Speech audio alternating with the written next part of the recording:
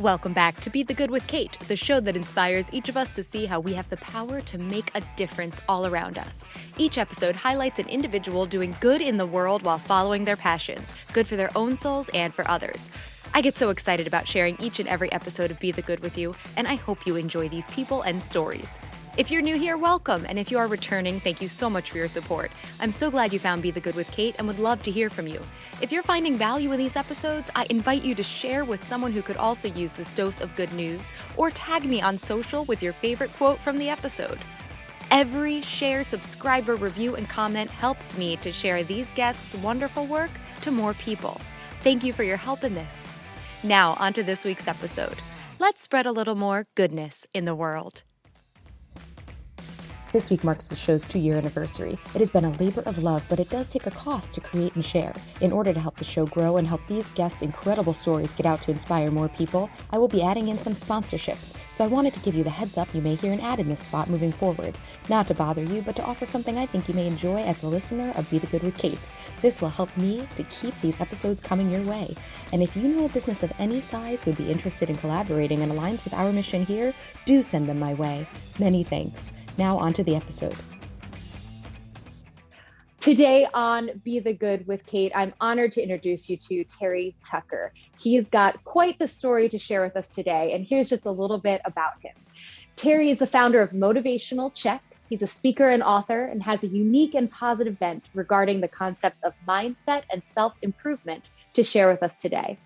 As a former NCAA Division I basketball player at the Citadel, SWAT Team Hostage Negotiator, and Cancer Warrior for the past 10 years, which has included the amputation of his foot in 2018 and leg in 2020.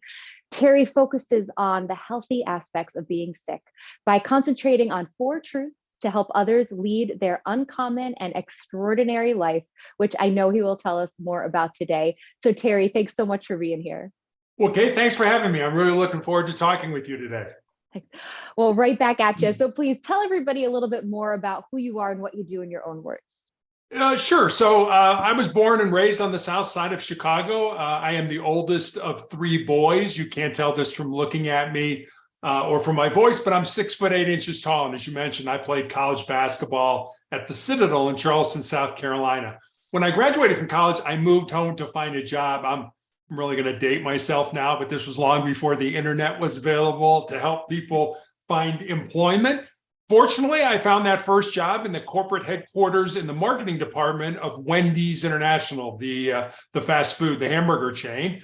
Unfortunately, I lived with my parents for the next 3.5 years as I helped my mother care for my father and my grandmother, who were both dying of different forms of cancer.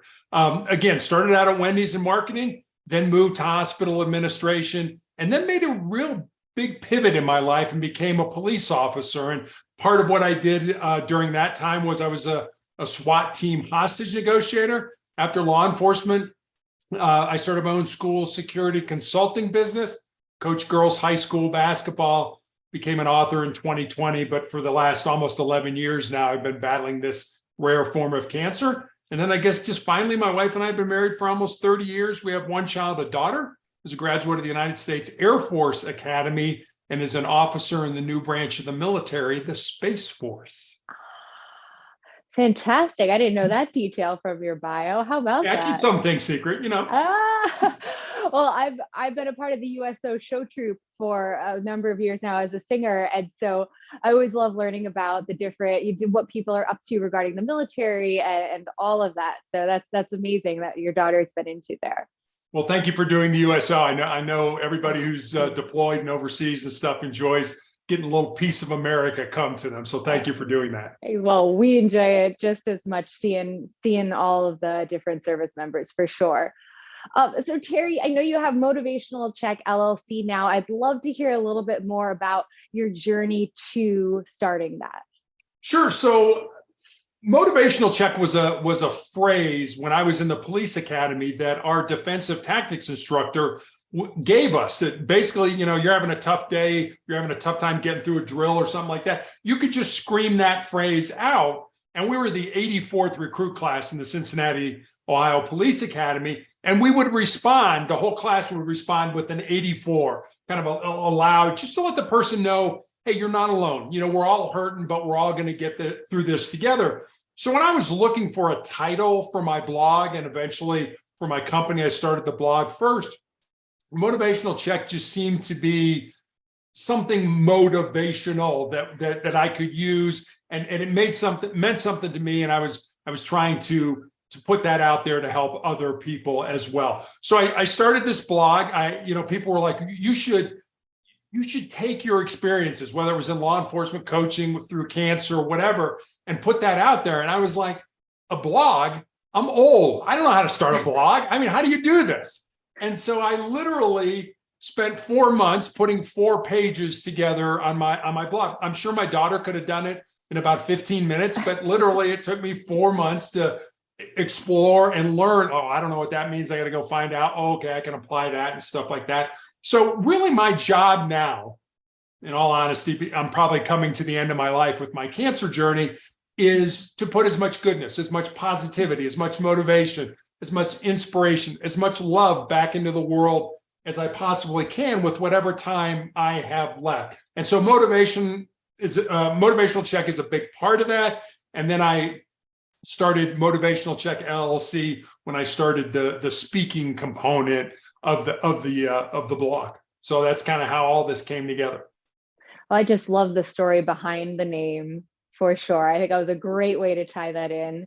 And just incredible, so you hear so many stories about people pushing through with cancer, just trying to keep their life as it was and continue, or really retreating and kind of shutting off their life. And you found this way to throw your energy into making the world a better place. And I just think that's amazing. So I need to ask you, was there a moment that you made that decision? Was that just something that you knew in your heart all along? How'd that come about? Yeah, I think it goes back to when my father was dying of cancer. My dad had end-stage breast cancer back in the 1980s. And back then, they really didn't know how to treat men with breast cancer. And they pretty much told him to go home and die. And he lasted another 3.5 years. He was in real estate. And he lasted another 3.5 years because I believe he had a purpose. He had something to do with his life other than, lay in bed and say, woe is me, and, the end is near. And I kind of tucked that away in the back of my brain and said, you know what, when it's my time in the barrel, which, it's always, everybody has their time, that I'm going to remember that. And so when I got cancer, it was like, okay, how can I turn this ugliness? How can I, take these cards that I absolutely do not like and turn them into something positive? And I made a decision very early on in my cancer journey that I would not ever take out my misfortune on a doctor, on a nurse, on a therapist, on a technician, somebody who was trying to help me. And I've seen a lot of people do that. And I know why they do that. They're afraid, they're anxious and things like that. But I wanted this to be like, okay, these are the cards I've been dealt. And I remember when I first found out I had this incredibly rare form of melanoma, I found out from a podiatrist because I had a callus break open on the bottom of my foot. And this guy was a friend of mine.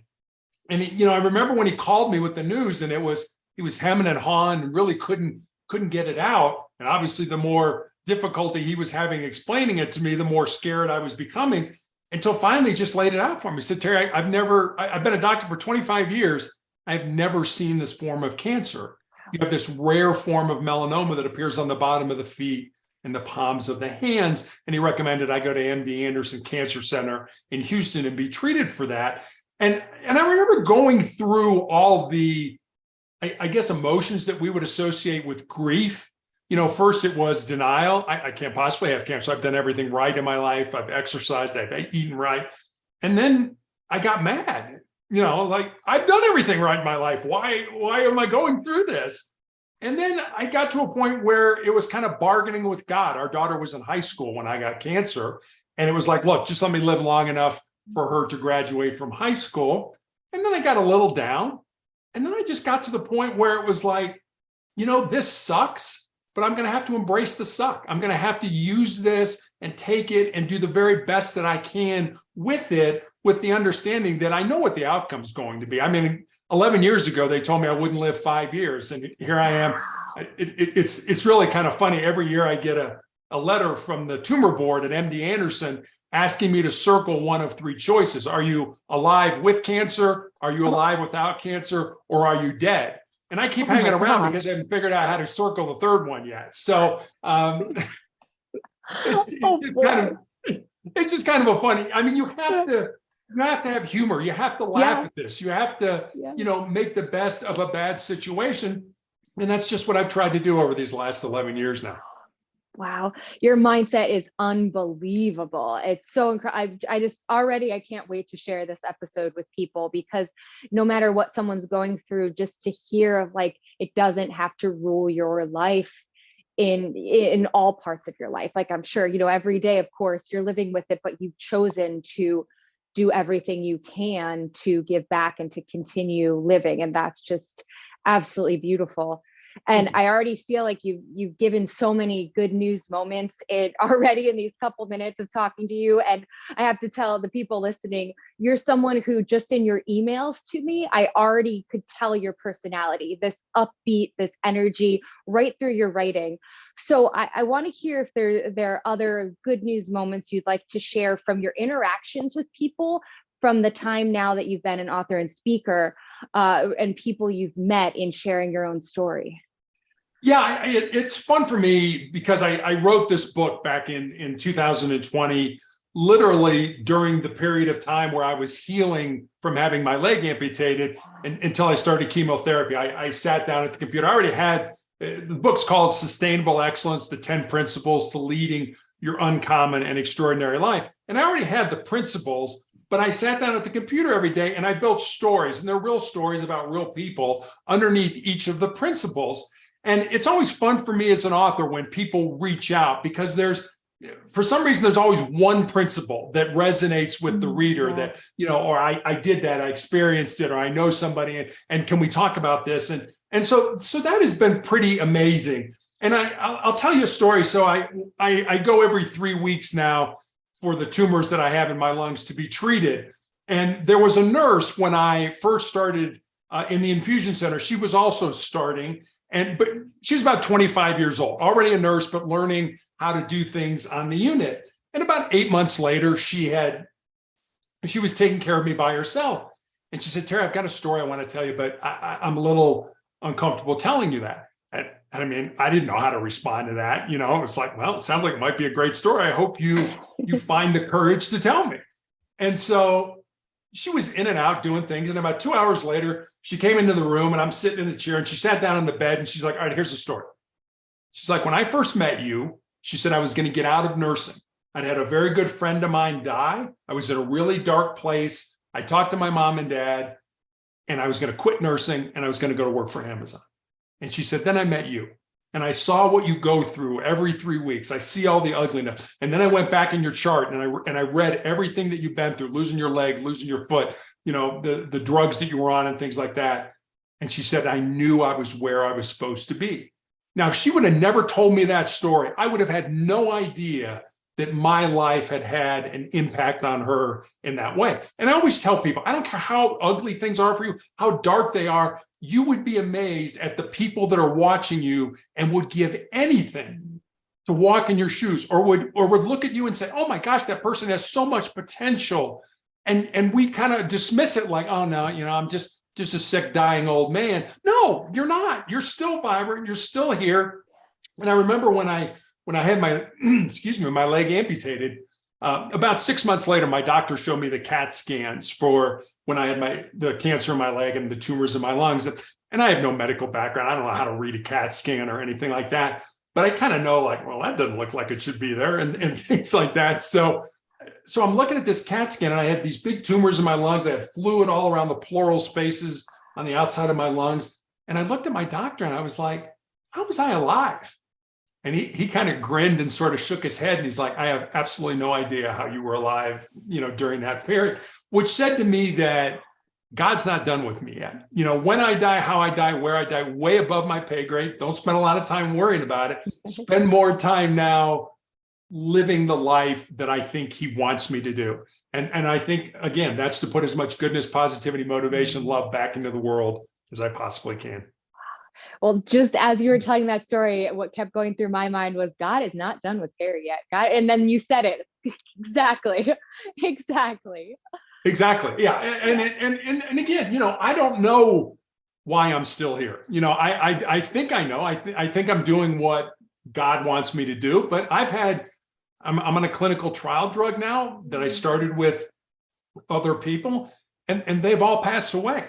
And so, it's like, why am I sort of the last man standing? Why am I the standard bearer? But I am. And that's the way I feel about it. It's like, look, I'm not going to quit. I'm going to keep going. I don't care how bad it is, because the way I look at it, and one of the things I learned from team sports, and I think for me it was sports. I think it can be with whatever team you're on, your family, your colleagues, your friends, whatever it is. One of the things that team sports taught me is the importance of being part of something that's bigger than yourself. You realize on a team that if you don't do your job, not only do you let yourself down, but you let your teammates down, your coaches down, your fans down, et cetera. And if you think about it, the biggest team game that we all play is this game of life. And so, being in a situation where I'm on this drug now that more than likely is not going to save my life, but it may save the life of somebody 5 years from now or 10 years from now that I'll never meet, based on the data that the doctors are gleaning from my blood tests and my scans and things like that. And to me, that's part of being something that's bigger than yourself. Wow. Terry, when it gets extra hard, because I'm sure that it just must be a roller coaster of emotions, are there sayings or mantras or rituals that you go back to help you through?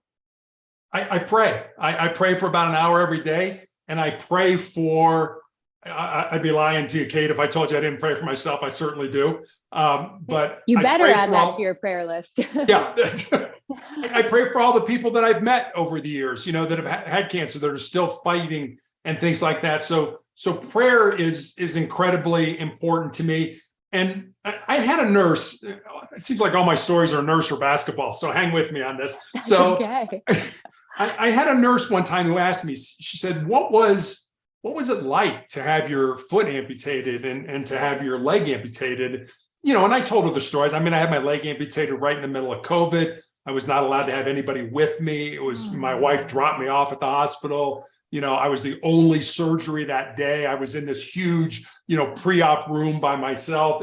I said it was horrible. Yeah. But what I told her is that cancer can take all my physical faculties, but cancer can't touch my mind, it can't touch my heart, and it can't touch my soul. And that's who I am. That's who you are, Kate. That's who everybody that is listening to us really is. And we spend a lot of time on our bodies. And I'm not saying you shouldn't. Yes, you should go to the gym. Yes, you should eat right. Yes, you should get enough rest, all that kind of stuff. But I don't think we spend enough time on our heart, our mind, and our soul, because that's really who we are. I mean, this body goes away at the end of the day, when we're done with it. It's just a vessel or a house to hold who we really are. So when things get bad, and they get bad all the time, I just think about what's really important, and I focus on the things that I can control. I'll tell you one more story. When I was at the Citadel, we had a president there by the name of James Stockdale, and he was an admiral in the Navy when he retired. And he had been the highest ranking prisoner of war at the Hanoi Hilton, the prisoner of war camp during the Vietnam War. And he organized the resistance, and he did all kinds of stuff. And he was awarded the Medal of Honor, the highest award that the military awards for bravery. And I remember being at an event with him. I mean, he was the president of the college. I was just a cadet. I didn't spend a lot of time with him. But somebody asked him, who were the people that survived that horrible, that endured that? He was 8 years a prisoner of war. 8. And he said, let me tell you who didn't survive it. He said, it wasn't the big, tall, strong, tough guys that, thought they could handle any amount of torture or beating. He said, because the Viet Cong had plenty of time to think about ways to beat these people and literally beat them to death. And he said, it wasn't even the optimists, the people who were like, you know what, we're going to get released by Thanksgiving or Christmas or Easter. And he said, Thanksgiving and Christmas and Easter would come and we wouldn't be released. And he said, those people would die of a broken heart. He said, the people that survived realized what they could control and they controlled it. And he said, in our case, the only thing we could control was the thoughts in our mind and the breathing in our lungs. He said everything else was at the discretion of the Viet Cong. When we ate, when we went to the bathroom, when we got tortured, when we got beaten, was all at their discretion. So if you were going to survive that, you had to learn to control your mind. And I mean, let's face it, most of the people listening to us are not incarcerated. They're not, they can get out, they can do things. But think about what you can control and control that. And then don't worry about all the other stuff. It'll take care of itself. That's powerful advice for life. I mean, and whether it's the smallest thing to the biggest thing you could possibly imagine, which is not even half of what I'm sure he went through. So that's a brilliant story. Oh my gosh. I just can't imagine 8 years of that too. Still wrapping my head around that. It's really interesting. He and his wife wrote a book. The book is such that he writes a chapter and then she writes a chapter and then he writes a chapter. And it's basically, here's what I was going through in the prisoner of war camp. And then she writes, well, here's what I was doing at home to try to get you released or to try to work with the government. And they would write letters back and forth to each other. And unbeknownst to the Viet Cong, those letters were coded. So they were sending coded messages back to each other. The book is called In Love and War. I found it fascinating, just the kind of, I mean, the prisoner of war stuff is good enough, but then to think sort of on the home front, what your wife was doing to try to get you released and get yourself back home to the family. It was a very interesting book. Wow. I'm going to look that one up. And Terry, before I ask my last question, I was just thinking, with Motivational Check, has there been an aspect of it that has been the most surprising to you? Any of the features, from the blogging to the people connections to the speaking engagements to authoring a book? That's a great question. I honestly don't know if I can pick one thing. I have met so many people through either my speaking engagements, through people who've reached out to me, as an author, said, hey, I read your book and, this is what I got out of it. There's been, I've been a guest on over 600 podcasts all around the world, all different kinds of people, have yet to have a bad experience. I mean, people are just so gracious, so caring, so loving, so giving of themselves that, that's why I love doing this. This is my purpose, at this point in time. And we all get scared, and I get that. I was doing a podcast with a former NFL player about 6 months ago. And this guy's like 6'6", like 320 pounds. He put his forearm up on the table and his forearm blocked out the camera. This guy was huge. And we were talking after the podcast, and he said, Terry, when I started the podcast, I was scared to death. I'm like, Marcus, how could you have been scared? you're an NFL lineman. You're huge. How could you? He's like, I didn't think anybody would take me seriously. And I told him my experience when I started, I had a motivational speaking business and COVID hit and nobody was doing anything. And somebody reached out to me and said, would you like to be a guest on my podcast? And Kate, this was honestly my response. I was like, what's a podcast? I had absolutely no idea what this guy was talking about. And he said, well, it's this. And I'm like, yeah, sure. Like so many people during COVID, I had to figure out a different way to retool how I delivered my business, how I did what I do. And I said, sure. But I remember when I started, I had Post-it notes all around my camera, and somebody would ask me a question. I'd be like, well, the answer to that is the person. I was horrible. I could not tell a story. I could not do anything. And I had my publisher and I were talking. And I said, I listen to every podcast I've been on because I want to do better. I want to be a better guest for the hosts that allow me to come on their show. He's like, Terry, you don't understand. It's not about being good. It's just about not sucking. And I said, well, thanks for the title of my next book, Just Don't Suck. But I said, no, that's not what it's about. I want to be good at this. If I'm going to spend my time doing it, why would I not want to be good for myself, but also be good for the hosts that allow me to come on their show? So it's just a different perspective of, I guess, looking at it. And I don't know, that's kind of a long-winded answer to your question. So hopefully it answered it. Not at all. And so that is relatable with that. I listen back to everything I do, however painful it feels, right? Why is it so hard to listen to ourselves talk? But it is. But you know what? If I didn't, I would still be however I was that first time I turned on the camera to do the first episode. Right. And it helps so much. And we just have to, even if that's a minuscule fear on the big picture of life, it's like every bit counts in that. Face that little fear and you'll start to face bigger fears. It really is true. And people ask me, are you ever afraid? I'm like, I'm afraid all the time.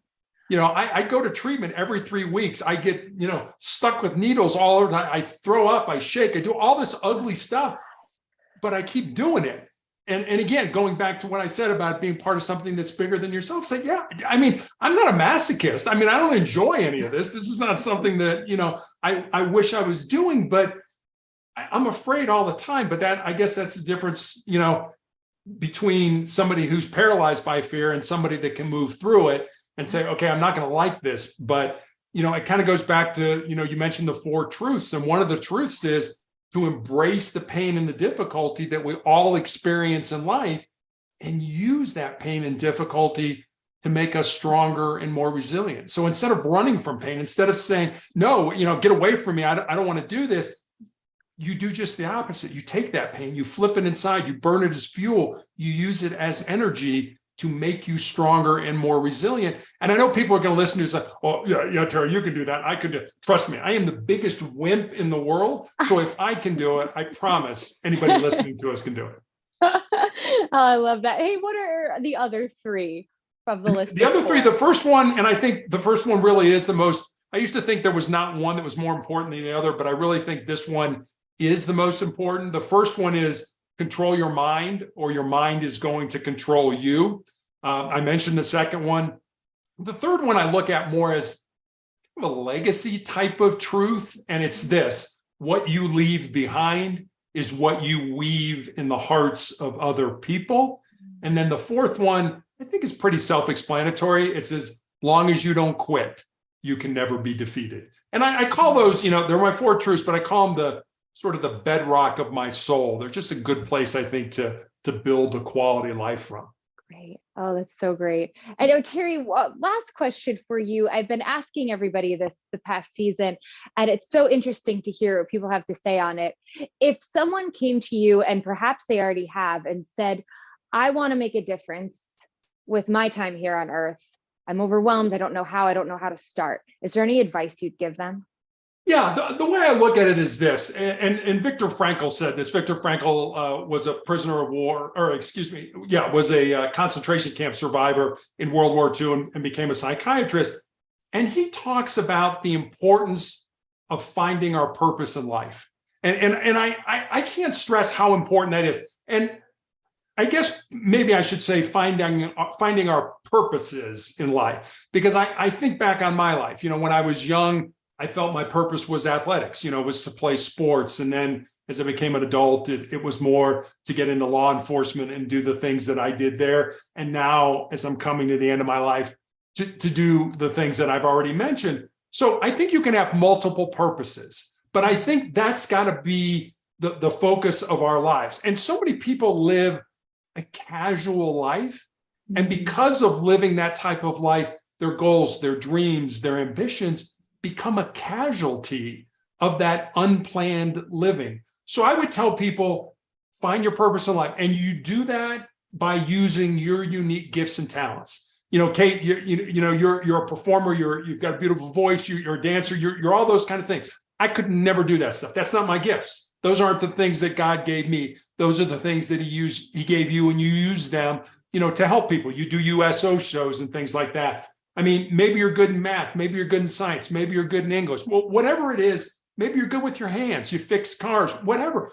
Find your purpose in life based on your goals, based on your talents and your abilities, and then live that life. And I mean, really live it. And people, well, I don't know what to do. I know you don't know what to do. Do something. Just start here. Start now. I mean, you don't have to have all the, think back about the story I heard about Sarah Blakely, who started Spanx, who her husband said, she just did it. He even said she would have waited. If she would have waited to have everything lined up, to have everything in a row, somebody would have beat her to the punch. But he said, you know what? She just did it and figured it out as she went along. That's what I would recommend to people. Use your unique gifts and talents and just do it.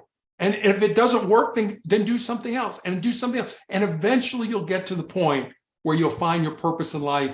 And if you live that purpose, when the end comes, when death comes, not going to be nearly as scary because you actually live the reason that you were put on this earth to do.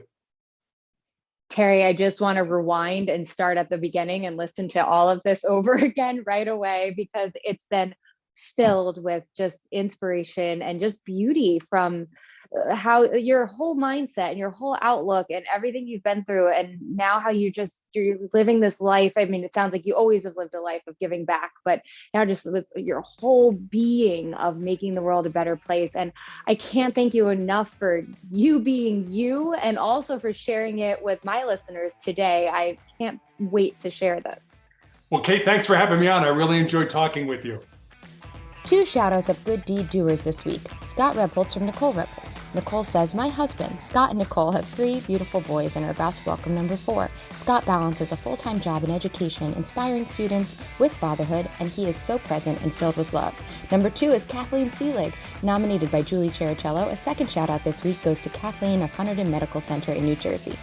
Julie says, I don't know anyone that doesn't love Kathleen Seelig. She is a thoughtful and kind person who always makes time to help her coworkers, even when her own schedule is packed.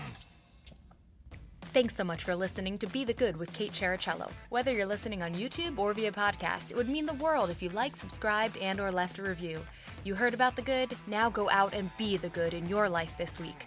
If you have stories of good news that need to be shared, please send me a message. Thanks again, and have a great week.